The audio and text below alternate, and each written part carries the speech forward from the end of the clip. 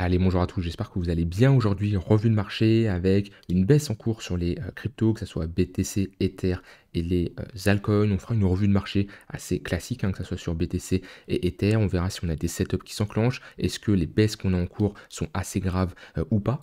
Et ensuite, on analysera trois altcoins que je vais demander d'analyser. J'ai noté CFX, KMNO et ZK Sync. Donc voilà, on verra si on a des setups ou pas qui s'exécutent sur ces cryptos.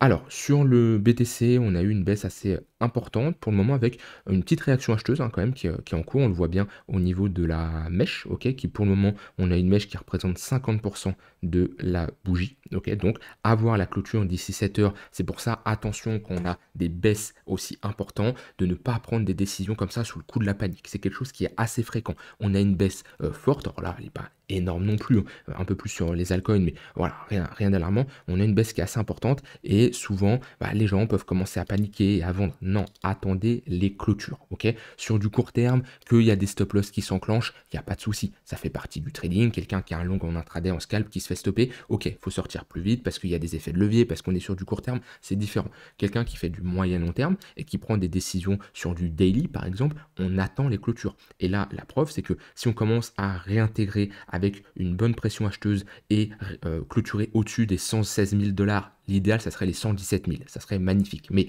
déjà, si on clôture au-dessus des 116 000 $, ça serait plutôt pas mal. Je dis pas que ça y est, c'est la fin de la baisse, etc. On pose le bottom. On avait vu hier les conditions pour vraiment confirmer une reprise, c'était de passer au-dessus des moyennes mobiles, 15 minutes et 1 heure. On voit qu'on s'est fait rejeter dans le tunnel 1 heure. Donc voilà, il n'y a pas eu le signal qu'on voulait voir hier, hein, que j'ai parlé. C'était d'ailleurs le titre de la vidéo, hein, le signal pour repasser bullish. On ne l'a pas eu. Et ben voilà, on continue cette baisse court terme, c'est un fait. On reste dans un flux baissier sur du court terme. Maintenant, sur du moyen long terme, attendez d'avoir des clôtures, c'est très important. Les personnes qui se précipitent, c'est souvent ceux qui vendent tout simplement des bottoms. Donc là, pour le moment, moi, tant que le BTC ne clôture pas, c'est compliqué de se prononcer parce qu'il y a une différence entre clôturer à 114 000 et clôturer à 117 000. Ok, sur une journée, il peut se passer énormément de choses. Donc je vais attendre la clôture daily et on fera un point demain. Pour moi, ici, si on clôture au-dessus des 116-117 000 $, on est toujours sur ce niveau de support et au niveau du tunnel H4. Si par contre on perd le tunnel 4 heures, à ce niveau-là, on aurait de grandes chances de revisiter ce creux-là, ok, et faire quelque chose comme ça. Alors maintenant, ce qui va être très important à ce niveau-là, c'est de surveiller la réaction qu'on va avoir. Pour moi, après une clôture sous le H4, on a des probabilités de revenir chercher cette extrémité basse ici. Et alors, je dis pas que c'est sûr à 100%, je dis juste que c'est le prochain objectif, ok. Si ce niveau ne tient pas, c'est le prochain objectif. Et là où il va falloir surveiller, c'est ça va être quoi la réaction au moment où on va aller chercher ce niveau-là. Si on va le chercher et qu'on a une prise de liquidité réintégration, ok, et qu'on n'a pas de l'acceptation, ça c'est vraiment important, mais on n'a pas de l'acceptation, ça serait quelque chose de bullish et on aurait de grandes chances d'aller faire un nouvel ATH parce qu'on aurait une déviation réintégration, ok. Même si la déviation on l'a déjà faite de cette latéralisation ici, si on y retourne, c'est possible de faire une nouvelle déviation, ça arrive, c'est plutôt rare, mais voilà, si on fait ça, il n'y a pas de souci. Si par contre on commence à s'installer en dessous, que ce niveau de support fait office de résistance, là, ça sera un signal qui serait pas très bon sur du long terme. Parce que là, on aurait quand même une petite cassure d'un creux assez important. Et je dirais pas que ça inverserait la dynamique sur du très long terme, ok. Parce que pour vraiment l'inverser, il faudrait selon moi réintégrer le niveau des 105 et limite casser ce niveau-là, où là, on aurait une inversion de notre dynamique. Parce que pour le moment, sur du très long terme, c'est-à-dire depuis le bottom de 2023, tous les creux importants n'ont jamais été cassés. Creux important, j'entends ce creux-là, ce creux-là, ce creux-là, lui, lui, lui. On a lui et lui. Encore lui, c'est un creux intermédiaire. Mais on peut le prendre en compte parce qu'on était avant la TH. Pour moi, les gros creux n'ont jamais cassé. Ça, c'est un creux intermédiaire, pardon. Donc, pour moi, sur du très très long terme, la grosse invalidation, c'est si vraiment on passe sous les 100 000 $. Ça serait pas très beau. On aurait la réintégration de ce niveau-là. Et je parle en weekly. Hein. Je dis pas une mèche de 15 minutes qui sort de nulle part et qui est directement ravalée. Je parle vraiment de clôture. Voilà, là, ça serait moche. Là, sur du moyen terme, quand je dis que ça serait moche, c'est si on repasse en dessous de ce niveau-là. C'est qu'on perdrait quand même un bon momentum. Et bon, si on repasse sous le tunnel daily, tout ça, etc., là, on avisera en temps et en heure. D'ici là, on en est quand même assez loin. Mais en général, c'est quelque chose qu'on ne veut pas voir réintégrer des niveaux aussi importants. Pour le moment, rien d'alarmant, ok. De toute façon, BTC, je vous l'ai dit, c'est pas la crypto la plus forte de ces derniers temps, c'est pas celle que je trade le plus, ok. ok? Et est-ce que BTC a posé un top? Vous êtes beaucoup à me poser ce genre de questions. Oui, Nico, est-ce que tu me conseilles de vendre là pour acheter plus tard? Oui, Nico, est-ce que le marché peut aller chercher les 100, puis après revenir aux 115, etc. Et vous êtes beaucoup à anticiper et à chercher d'avoir une confirmation, que ce soit de moi ou de quelqu'un d'autre. Et honnêtement, essayez d'être autonome. Alors je sais que c'est compliqué. Quand on débute, quand on vient de commencer, si vous êtes arrivé ici, ou peut-être ici ou même ici, je sais que c'est compliqué. Et on est tous passés par là. Ce qu'il faut comprendre, et ça c'est vraiment important et ça vous suivra pendant toute votre carrière de trader, d'investisseur, on a tous un profil qui est différent. Ok. Et quelqu'un qui va acheter ici, une autre personne peut elle vendre. Et de toute façon, c'est un jeu à somme nulle, hein. Quand vous achetez sur les marchés, c'est qu'il y a une autre personne qui vend en face. Donc il y a une personne qui a l'avis contraire de vous en face. Ok. Et il y en a un qui va avoir raison, il y en a un qui va avoir tort. Ok. C'est pas pour ça que tu vas gagner plus que lui, gagner moins. Ça c'est d'accord, ça dépend de chacun, du capital, bref, j'en passe. Mais ce qu'il faut comprendre, c'est qu'on a tous un profil qui est différent. Et moi, actuellement, je ne cherche pas à acheter. Mais une autre personne peut chercher à acheter parce qu'elle a des conditions différentes, elle a des confirmations différentes et tout va dépendre de votre profil, tout va dépendre de votre capital, de votre profil d'investisseur, de vos émotions, de vos compétences, de votre avis sur le marché à l'instant T, de votre analyse, de votre prix moyen d'entrée, de votre balance cash crypto. Il y a énormément de paramètres à prendre en compte. Et c'est pour ça que quand on me pose cette question, je ne peux pas répondre. Je ne peux pas te dire oui, achète là, oui, vends là, parce que je ne connais pas ton profil, je ne connais pas ta stratégie, je ne connais pas tout ce que j'ai listé ici. Et la meilleure chose pour que vous puissiez faire, c'est de vous former, ok? C'est d'apprendre, c'est en regardant mes vidéos tous les jours, c'est en rejoignant le Discord, hein. N'hésitez vraiment pas à le rejoindre, vous allez énormément progresser dans ce genre de communauté, hein, une communauté en or, clairement. Et voilà, c'est dans ce genre de groupe où vous allez progresser. Des gens qui partagent des trades, des analyses, qui partagent leurs compétences, leurs connaissances, ok? Vous allez énormément progresser à travers mes vidéos. Vous allez tout simplement sur ma chaîne principale, dans l'onglet playlist, et il y a une playlist investissement, il y a une playlist trading, il y a une playlist masterclass trading investissement. Tout ça, c'est des cours. Il y a des cours de 5-10 minutes, il y a des cours de 40 minutes où vous allez énormément progresser. Faites l'effort, notez-le dans votre agenda, là vous prenez un papier, ok, maintenant j'ai un objectif, une vidéo par jour, une mini formation que Nico a fait sur YouTube, c'est disponible, c'est gratuitement, c'est accès à tout le monde peut avoir accès. Voilà, après si vous voulez aller plus loin, j'ai des programmes complets en cliquant sur le premier lien en description où là on passe vraiment à la vitesse supérieure, 30 heures de vidéo, ok, un accompagnement, un suivi, on fait des points ensemble, voilà, là c'est vraiment à la vitesse supérieure, ça dépend de chacun. Mais dans tous les cas, je ne peux pas répondre à la question, oui, est-ce que tu achètes là, qu'est-ce que tu fais, ok, ça c'est important de le comprendre. Je sais que ça peut être compliqué à comprendre parce que quand on est débutant, et il n'y a rien de péjoratif en disant qu'on est débutant, mais c'est un fait. Mais voilà, ça c'est quelque chose que vous devez comprendre.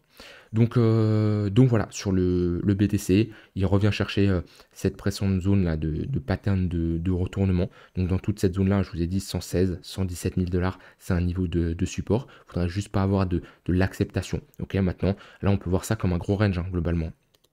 Honnêtement, alors soit on prend ici ce range-là et on commence à dire ok, déviation à la baisse, déviation à la hausse, c'est tout à fait possible. Du coup, dans ce cas-là, on serait sur un niveau de support. Actuellement, là, on se trouve en toute cette zone-là, 115, 116 000 $, c'est un gros niveau.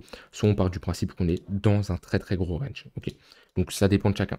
Si on part de ce principe-là qu'on est dans ce petit range, alors oui, on est sur des niveaux de support intéressants pour prendre des longues. Si on part du principe qu'on est dans un plus gros range, alors il vaut mieux attendre un repli un peu plus bas. Et on peut fractionner en deux. C'est-à-dire on peut se dire, ok, je mets une petite partie là, quelqu'un qui charge des longues d'un point du swing, ok, je mets une petite partie là, ça dépend de chacun. Moi honnêtement ici, je prends pas de longue sur le BTC pour le moment, parce qu'on s'installe quand même en dessous le tunnel H4.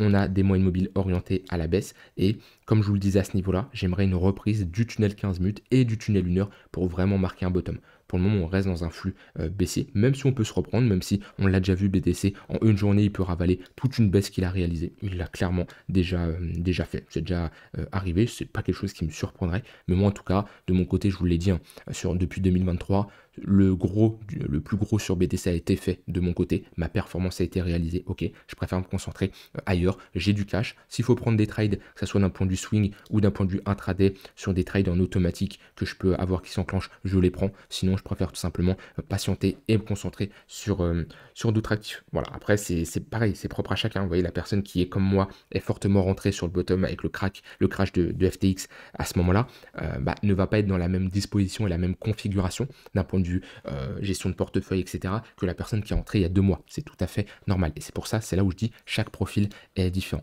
Et le meilleur conseil que je peux vous donner, ayez un plan. Même s'il est mauvais, même s'il n'est pas bon, une personne avec un plan mauvais progressera toujours plus vite qu'une personne sans plan. C'est vrai, c'est vrai, je vous le dis. Parce que la personne sans plan ne progressera jamais qu'une personne avec un plan mauvais. Même si son plan est mauvais, son prochain plan sera peut-être à nouveau mauvais, mais il sera toujours mieux que le premier, et etc., etc. Donc ayez un plan, et vous verrez que ça sera beaucoup plus simple. Voilà, sur le BTC, au niveau d'Ether, on corrige un peu plus que le BTC. On est revenu chercher ce niveau-là, des 4300 $. On a vu, ça ne m'étonnerait pas de rentrer dans peut-être une petite phase de latéralisation sur Ether. On est revenu chercher cette précédente phase de réaccumulation dans cette tendance haussière sur un point pivot monthly qui fait pour mon fils de support. On a une petite réaction acheteuse. On a quand même toujours des moyennes mobiles orientées à la baisse et on a perdu ici le tunnel 1 heure. On a rejeté ici sur un point pivot weekly, on se fait rejeter, on revient chercher le point pivot monthly. Donc pour le moment, on revient chercher de bonnes zones de localisation, c'est un fait, ok. On est sur un niveau de support et le niveau de support est intéressant actuellement. Par contre, ce qui nous manque, c'est clairement une réaction acheteuse. C'est une inversion de notre dynamique qui est baissière sur du court terme. Vous voyez, là, on a une tentative d'inversement, c'est un fait, ok. J'ai même pris un long que je vous avais partagé. Au final, j'ai bien fait de vendre au niveau du point pivot weekly parce que c'était notre top à ce niveau-là. J'avais pris un long que je vous avais partagé qui peut-être toujours dispo ici. Je sais plus si je l'ai supprimé de ma charte. Je sais plus du tout. C'était quand Non, j'ai dû le... Non, il est toujours dispo. Hop là. Où le but c'était... Bah, je vais mettre la charte en grand, ce sera plus simple. Hop. Où le but c'était jouer ici. Hop, le break au niveau du tunnel 15 minutes, pullback, réaction au niveau du point pivot weekly, enfin TP au niveau du point pivot weekly. Voilà, un trade sur l'intraday, simple, efficace. Je suis sorti, voilà, aucun regret, d'accord. C'est là, je vous ai dit, je sors totalement parce que je préfère couper, même si le marché pouvait se reprendre et aller à la TH, c'était une possibilité après avoir repris les moyennes mobiles. Au final, bah, j'ai bien fait de sortir à 100% de ce trade. Maintenant, je préfère patienter. Vous voyez, des fois, il y a un temps pour tout. On peut prendre des trades parce qu'on a des breakouts, parce qu'on a des signaux qui sont positifs. C'était le cas à ce moment-là. Maintenant, je préfère patienter. Je vais pas prendre un long ici. Pourquoi? Parce que j'ai une perte du tunnel 1 heure, j'ai un 15 minutes qui est orienté à la baisse, donc déjà d'un point de vue continuation de tendance, j'ai aucune raison de prendre des longues ici. Maintenant, on revient chercher un point pivot monthly, on revient chercher un bon niveau de support, ok, c'est un fait. Honnêtement, alors oui, ce niveau de support est intéressant et on pourrait fonctionner de deux manières, c'est-à-dire la personne qui souhaite rentrer maintenant, elle peut fractionner son entrée de deux manières. Rentrer ici sur ce point pivot monthly et garder une petite poche de cash là. Par exemple, elle veut prendre un long en risquant 1% de son portefeuille, et bien elle se dit ok, je rentre 50% à ce niveau-là et je garde 0,5% au cas où on revient chercher les 4150. Là, on a une très bonne zone de localisation qui est... Je ne le pensais pas parce qu'on n'avait pas ce point pivot weekly au moment où je parlais du niveau des 4300 $, mais qui est beaucoup plus intéressant avec des probabilités encore plus importantes de poser un bottom que là où on se trouve. Pourquoi? Parce que là, on a une poche de liquidité, on a des creux qui n'ont jamais été retestés. Je vous rappelle, des creux qui n'ont jamais été retestés, c'est des zones où il y a des stop loss, c'est de la liquidité et c'est souvent des zones où on peut avoir potentiellement de l'absorption et une réaction acheteuse. Et en plus, on a en confluence le niveau de ce point pivot weekly, au niveau des 4160 $, et on a bientôt le tunnel 4 heures qui va s'aligner. Donc je ne sais pas si on va y aller rapidement. Ce qui est sûr, c'est que cette zone-là m'intéresse beaucoup plus que cette zone-là. Même si on peut poser un bottom à ce niveau-là, j'ai une entrée plus professionnelle, plus basse et avec plus de probabilité d'avoir une réaction acheteuse à ce niveau-là. Voilà, moi c'est comme ça que je le vois. Bien sûr, sachant qu'on a de la liquidité ici, je ne positionne jamais un ordre type ordre limite, c'est un ordre en attente d'être exécuté, en mode je me fais exécuter la nuit, ça c'est possible, il y en a qui mettent des ordres et qui sont exécutés la nuit comme ça. Sur du long terme, pourquoi pas? Sur du court terme, je ne pourrais pas, pour la simple et bonne raison que là on a des ordres, si on y va et qu'on n'a aucune contrepartie en face, on peut tout simplement avoir ici un long squeeze, c'est-à-dire qu'on déclenche tous les stop loss, il n'y a pas de contrepartie et on dégringole. Donc c'est pour ça que je ne peux pas laisser de position ouverte comme ça. Voilà, j'ai besoin d'être devant les écrans. Quitte à rater un trade, c'est comme ça que je fonctionne. Donc cette zone-là, très intéressante sur Ether si on y va. Et pour le moment, selon moi, la meilleure chose à faire, c'est de patienter. Et puis voilà, je vous le disais, si vous devez paniquer, il faut paniquer tôt. Beaucoup qui, au moment des 4800, je vous disais, on est dans des zones de prise de profit. Je vous le dis sur Ether, et vous ne pouvez pas me le cacher, depuis ce niveau-là. Moi, j'ai commencé à TP 3700 $, c'était mon premier gros TP sur Ether. Et toute cette zone-là, je vous ai dit, comparé à ici où je vous disais, oui, on est dans une bonne zone pour rentrer en position. Toute cette zone-là, je vous ai dit, on est dans des bonnes zones pour prendre des profits. Alors oui, je vous dirai jamais, on va poser un top pile poil proche des 4 800 $. OK? Je vous dirai jamais ça. Par contre, je vous dirai toujours les zones intéressantes pour alléger et les zones intéressantes pour rentrer en position. Et si vous devez paniquer tôt, si vous devez paniquer, vaut mieux paniquer tôt. Ça, c'est un fait, je vous le dirai également assez souvent. Donc, on est toujours sur des niveaux pour prendre un premier TP1. Je ne vous dis pas de tout clôturer. Moi, j'ai pris des profits, j'ai réduit mon exposition, ce qui me permet aujourd'hui, si on a un retracement sur Ether, d'avoir du cash et de pouvoir rentrer en position à nouveau. Mais voilà, si vous n'avez pas fait de TP1 et que vous avez eu des prix d'entrée assez intéressants, c'est peut-être le moment de réduire son exposition pour avoir du cash et être beaucoup plus à l'aise. Voilà sur Ether. Alors au niveau des altcoins que je vais demander d'analyser, j'ai CFX, hop, Conflux. Alors, qu'est-ce qu'on a? Bon, ça c'est une grosse phase de latéralisation avec une très bonne amplitude de range. Ça c'est un range qui se trade, où on peut même trader la tendance à l'intérieur tellement on a une très bonne amplitude, vu qu'on a une amplitude de x10 à peu près. Hein. Si je prends l'extrémité basse, même on va dire notre range il est là, hop, ouais, on a ici un x5, allez à peu près. Et là, de l'extrémité basse et l'extrémité haute, voilà. Donc bon, notre range, je le vois plutôt, moi de mon côté, comme ça, ok? Avec des déviations, que ce soit à la hausse ou à la baisse. Voilà. Un range, c'est jamais au dollar près, mais ça nous permet d'avoir un cadre, globalement, savoir où sont les niveaux de support, où sont les niveaux de résistance. Donc, on n'est pas dans la meilleure zone. Idéalement, si on a un pullback et un retour au niveau de cette extrémité, ça peut être une très bonne zone de localisation pour chercher des longues, avec un objectif au niveau de l'extrémité haute, ok? On aurait un pullback au niveau de la ligne de coup. Donc plus au niveau de ce niveau de support qui est très intéressant. On voit bien, niveau de support, support, on le break, niveau de résistance, etc. etc.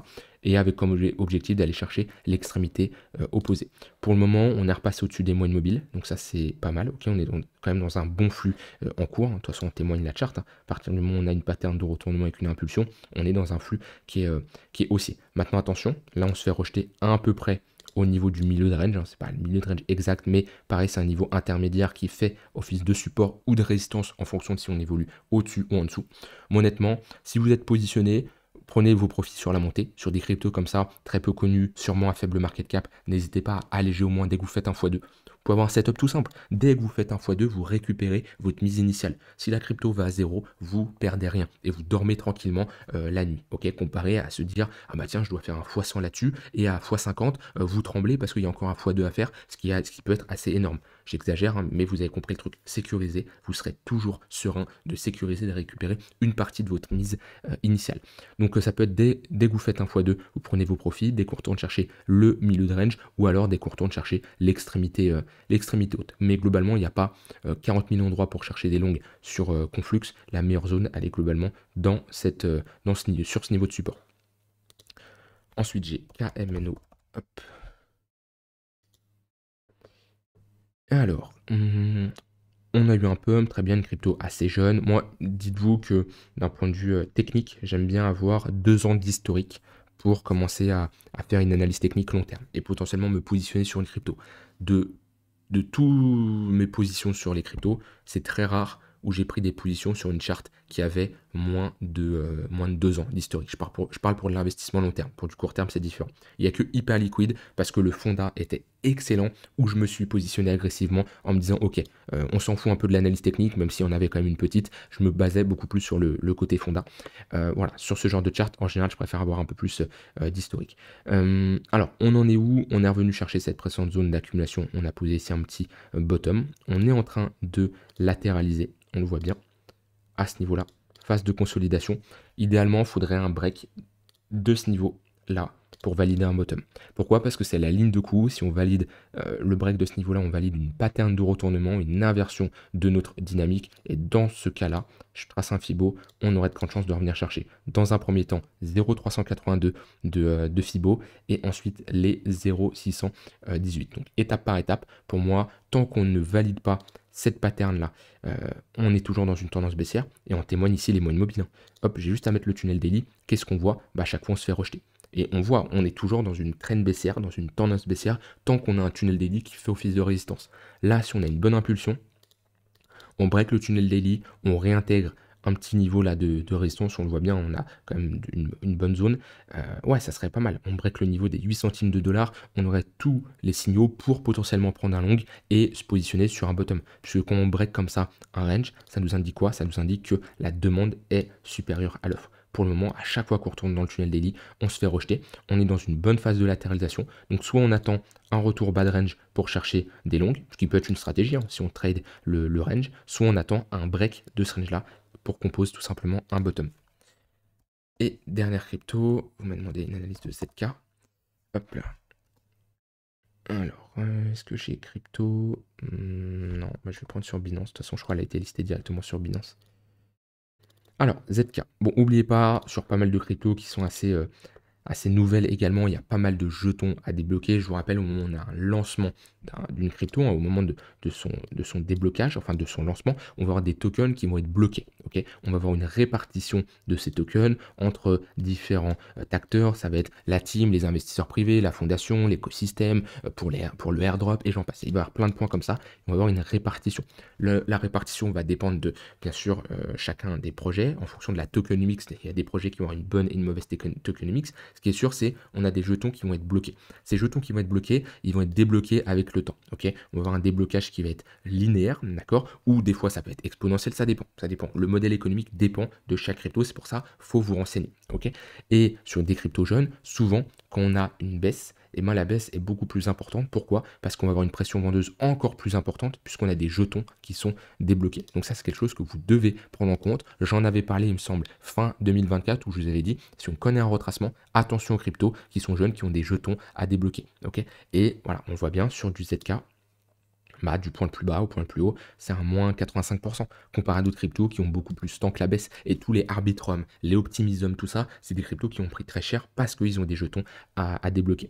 Maintenant qu'on essaye de poser un bottom, on ne l'a absolument pas posé. Le bottom sera posé au moment où on breakera le tunnel daily et idéalement, on break ce niveau-là. Si on passe ce sommet-là, ok, pour moi on a un bottom qui est posé, et dans ce cas-là, on rentrerait ici dans une tendance haussière, et on aurait ici une demande qui sera supérieure à l'offre, en témoigne un bottom, la cassure de cette pattern de retournement et la sortie de ce range par le haut, et dans ce cas-là, hop, on aurait de grandes chances de revenir chercher 0,382 et 0,118 de Fibo. Pour moi, c'est pas une altcoin intéressante. Tant qu'on n'a pas un break de ce niveau-là, vaut mieux se concentrer sur des cryptos avec un flux beaucoup plus intéressant. Déjà que ça soit sur du long terme, mais également quelqu'un qui trade ça sur du court terme. Voilà, on n'a pas le flux le plus incroyable. Même si on est dans une tendance haussière, on n'a pas le meilleur flux aussi. Voilà pour ces cryptos-là. Je termine avec la question du jour qui m'a été posée sur le Discord. Alors, hop. On va répondre, question pertinente quand même. Je l'ai lu, je l'ai déjà lu, je la relis avec vous.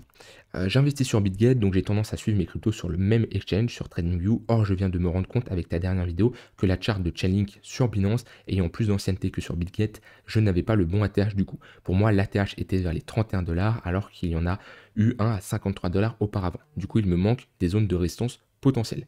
Recommandes-tu de suivre les cryptos sur l'exchange avec le plus d'ancienneté de listing afin d'avoir le max d'infos, ou y a-t-il un risque car les prix peuvent différer un peu en fonction des volumes et la liquidité par exemple? Alors oui, ça c'est un point très important, vérifiez toujours si vos cryptos, vous avez la bonne charte. Pourquoi? Parce que si vous prenez la crypto sur votre exchange, si elle vient d'être listée, alors qu'elle a déjà été listée sur un autre exchange 2 ans auparavant, eh ben, vous allez avoir que le début de la charte, du moment où elle a été listée sur l'exchange dans lequel vous tradez. Ici, l'exemple avec Chainlink. Donc pour moi, ce que je vous conseille, c'est sur du long terme, et ça c'est vraiment sur du long terme, vous allez ici, vous mettez crypto, 2 points. Ok, et là vous mettez par exemple Chainlink. Et là vous avez la charte entière de Chainlink avec le bon ATH. Comparé à si vous mettez ici, hop, je prends toi ton cas ce que tu as fait, BitGet, Chainlink, Spot. Où là on voit l'ATH est différent. Pourquoi? Parce que le listing de Chainlink sur BitGet a été fait à ce moment-là. Donc automatiquement la charte n'est pas entière. Soit vous prenez crypto à ce niveau-là et vous mettez l'alcoin que vous voulez, soit vous allez directement sur CoinMarketCap et vous voyez si la charte que vous avez sur votre exchange est en confluence, enfin est pareil que sur CoinMarketCap, parce que sur CoinMarketCap, vous avez toujours la charte entière. Donc ça, sur du long terme, très important de prendre la charte entière. Ok. Par contre, attention, si tu fais du trading court terme, sur du 5, 15, 1 heure, prends toujours l'exchange sur lequel tu trades, parce que là, il peut y avoir des différences. Et alors, moi, en général, ce que je fais, ça dépend. Pour du swing trading, ça n'a pas d'impact. Ok. Sur l'intraday, je vais regarder la charte de Binance, parce que c'est là où il y a le plus de volume, de liquidité, c'est la référence, et je vais regarder également la charte sur l'exchange que je trade en question. C'est-à-dire qu'en général, là, je suis sur BingX depuis maintenant un long moment. Je regarde les deux, ok? Je regarde les deux, voir si on a quand même des confluences ou pas. Mais en tout cas, sur du long terme, prends toujours la charte avec le plus d'historique. Voilà, j'ai tout dit de mon côté. Je vous laisse avec ça. N'hésitez pas à me dire en commentaire les cryptos que vous voulez que j'analyse. N'hésitez pas à rejoindre le Discord également en cliquant sur le premier lien en description. Je vous souhaite une très bonne soirée et je vous dis à demain pour une prochaine vidéo. Bye bye.